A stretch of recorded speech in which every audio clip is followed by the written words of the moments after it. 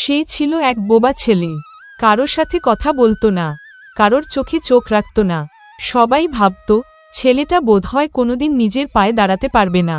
কিন্তু 15 বছর পর সেই ছেলেটি টেডএক্স স্টেজে দাঁড়িয়ে হাজার হাজার মানুষকে কাঁদিয়ে বলেছিল, আমার নীরবতাই আমার সবচেয়ে বড় শক্তি ছিল। তার গল্পটা শুনলে আপনি বিশ্বাস করতে বাধ্য হবেন, সবার মধ্যেই লুকিয়ে থাকে এক অজানা শক্তি, কিন্তু সবাই সেটা খুঁজে পায় না।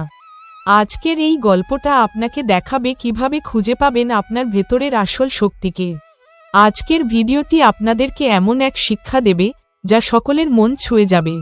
কাজেই আজকের ভিডিওতে অন্তত শেষ পর্যন্ত সাথে থাকুন, কারণ যারা আমার নিয়মিত দর্শক তাদের জন্য এক বিশেষ আকর্ষণ রয়েছে, যেটা ভিডিওর শেষে রয়েছে। বাবা মারা যাওয়ার পর 3 বছর বয়সেই মূক ও বধির হয়ে পড়ে ঋষি। মা দিনমজুর ছিলেন, নিজেও বোঝেননি ছেলেটা কানে শোনে না, কথাও বলতে পারে না। স্কুলে ভর্তি করাতে গিয়েও নানা অপমান, এই ছেলেকে ভর্তি নেব কেন, সে তো কিছু বুঝতেই পারবে না। পাড়ার সবাই তাকে পাগল ঋষি বলতো। কিন্তু একদিন এক মাদারি এলো পাড়ায়। তার বাঁশির সুরে অন্য সবার মতো ঋষিও থেমে গেল।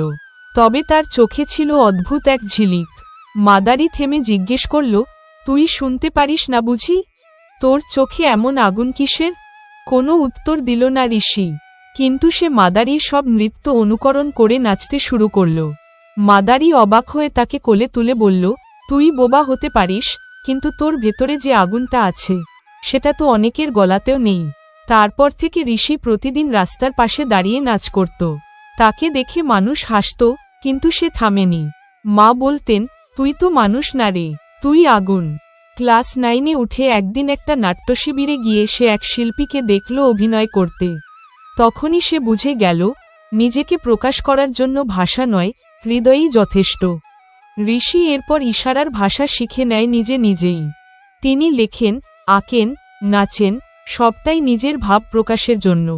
একদিন এক ইংরেজ দর্শক তার পারফরমেন্স দেখে অভিভূত হয়ে টেডএক্স অনুষ্ঠানের জন্য মনোনয়ন দেন।